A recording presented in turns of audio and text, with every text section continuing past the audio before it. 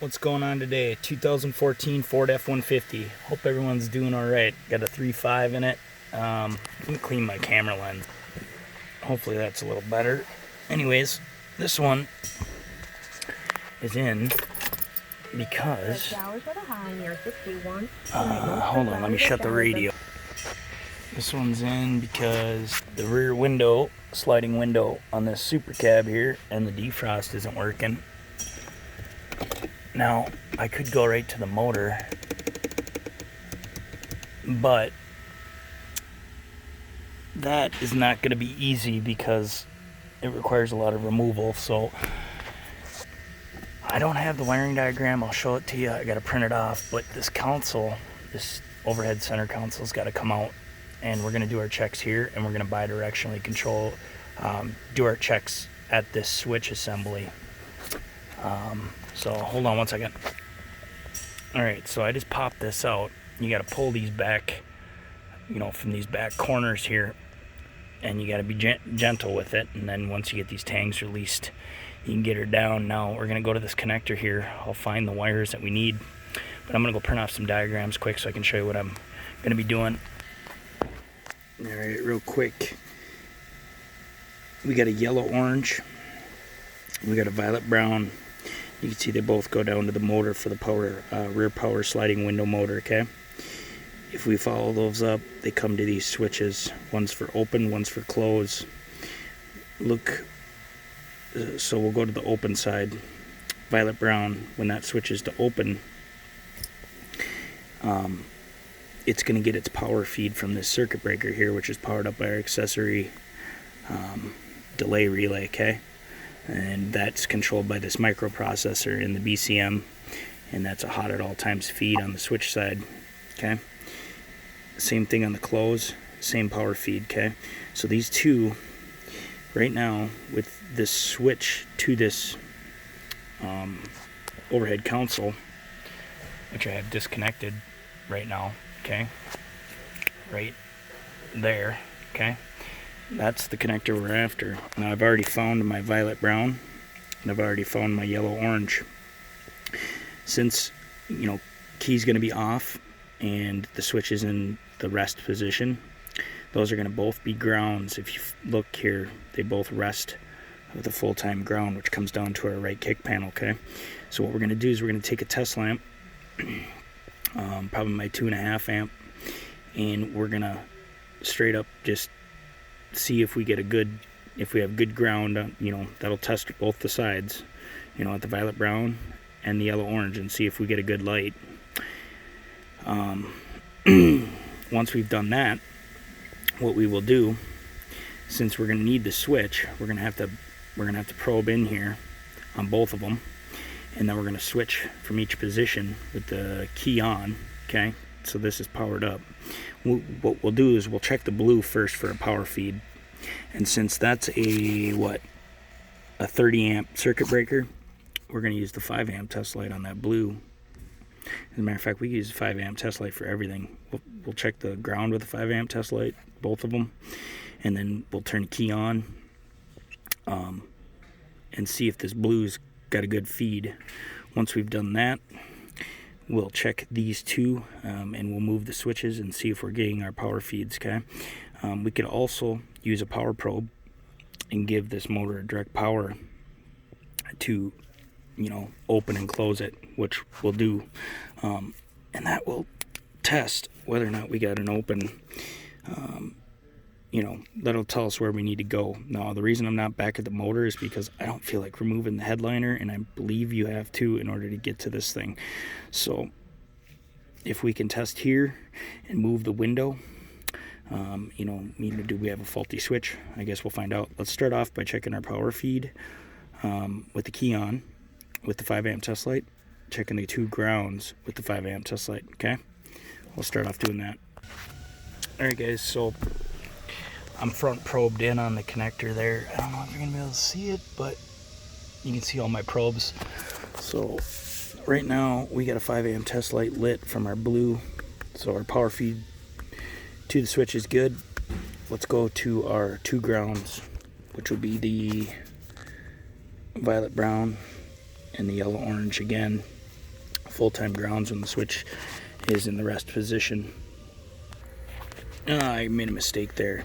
These will not be full-time grounds because it's got to go through the switch, guys. So we would have to plug it in to get those grounds. So what we need to do is we need to go to this black yellow on pin 11. There's 2 black yellows.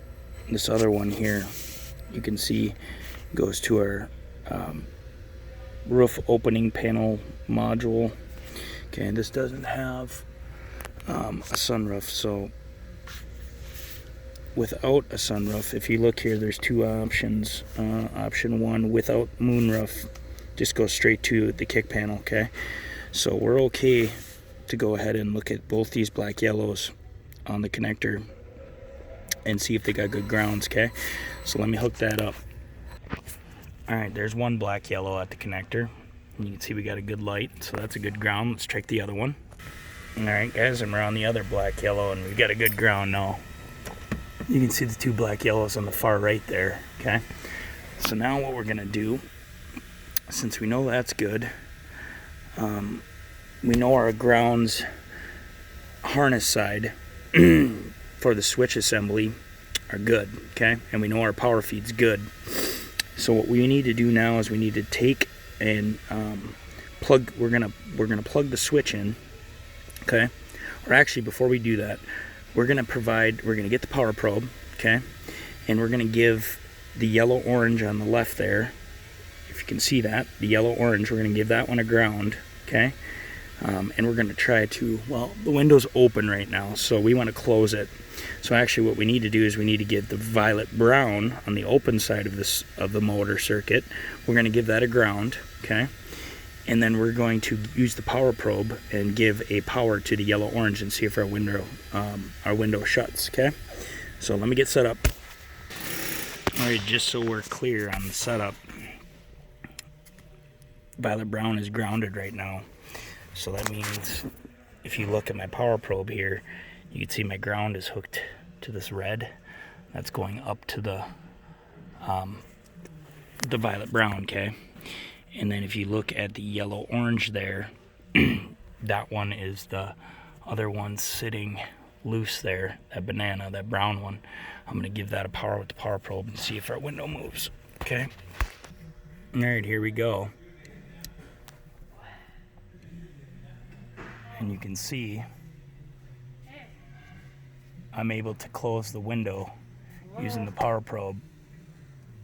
Boom, done. Sorry guys, I got interrupted by my girlfriend. She stopped up. She's doing a little ruck march up to the shop, doing some working out. Anyways, you could see that the window did close.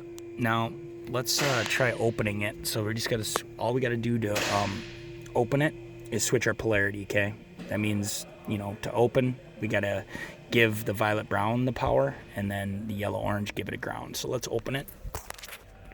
All right, I got the polarity reversed, and you can see we can open it. No, it's going pretty slow, very slow. So I'm not quite sure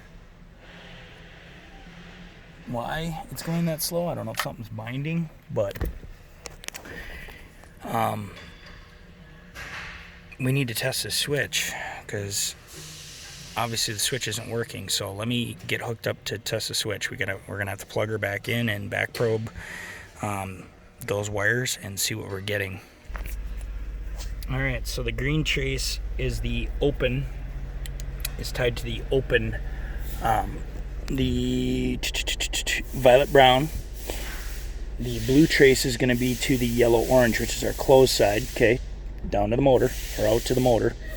And then our amp clamp is the yellow trace, okay? So what I want to show you, since the window's stuck open right now and the closed switch is faulty, I'm going to close this window and we're going to get an amperage measurement when we open it, okay?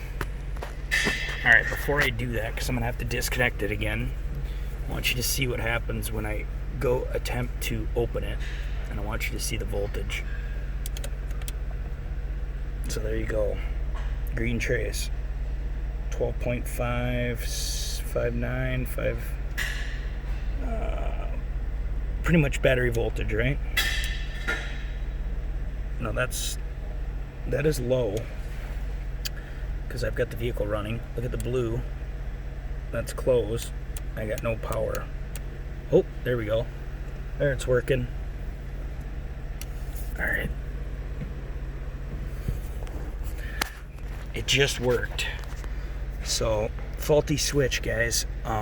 But what I want to do is let me look at this amperage. All right, guys, it's actually working now. It is the switch that's faulty, but I want to show you. I switched my scales to 50 volts on the open and close. Again, open is green, close is blue. Just go ahead and watch, and you'll see the amperage. So that was close, and that was open. All right, we're zoomed out. We're just going to take a quick peek at the amperage that we're pulling. So here's for the closed. If you see here, the blue went up in voltage, and I want to take a peek at that. And you can see that as far as amperage is concerned, what are we pulling there at the end there when it's closing? Looks like 16 amps. Inrush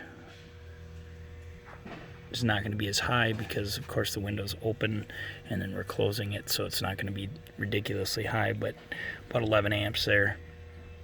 Okay. You can see we're getting below battery voltage on the closed. Now let's go to the open. All right, so here we got our open. The green was the open. When we get to the end of the travel, cursor 2, what is that? 16 amps. And the initial opening looks like about, I don't know if I'm on that 100%, but about I'd say 10 amps in that range, so not ridiculous. You know, as it's moving through its travel, you know, you can see the hash in the motor amperage as it's moving. As far as voltage is concerned, 12.4. So we just got a faulty switch, guys. Like I said, I could turn the key on now, and it's working after we fiddled with it. So let me turn the key on. I got wires everywhere. Hold on. And you can see it's closing. And it will open. Hold on. I'm going to drop my time base on my amp clamp just to get a better capture. So let's go ahead and open it. That was open. Let me stop that. I just wanted to get a little more detail on the motor segments as it's going, and I you know, is that good? I don't know, guys. It looks fine to me. It looks consistent. You know, we're getting around 10 amps through its travel, so I don't see any problem with the motor. It's clearly a faulty switch, and it's intermittent, because right now, now if I keep hitting the close, it's not doing anything right now. There we go. Open. So I'm just moving the switch, and every now and then, right there, it lost it right there.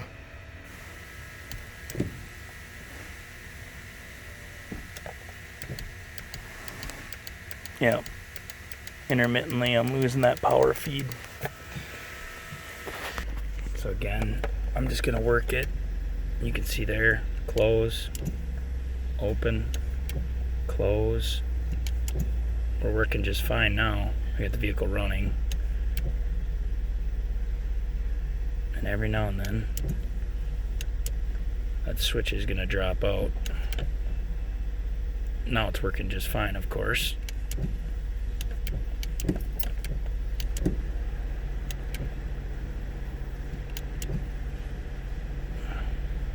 I'm just exercising it Hopefully it'll drop out again. You can see that's closed.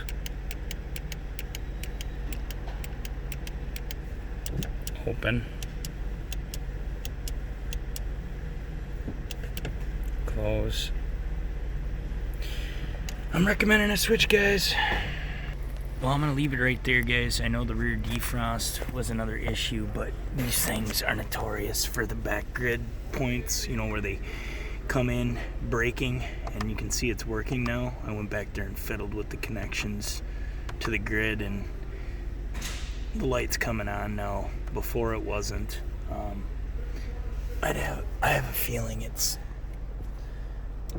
gonna need, well, not a feeling, I know it's gonna need a whole new rear window. Another symptom of, you know, now the window's working just fine.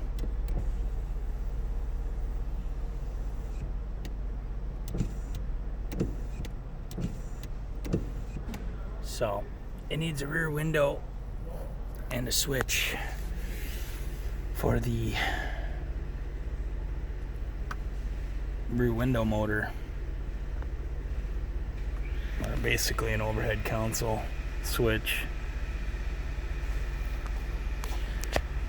But I'm gonna leave it right there.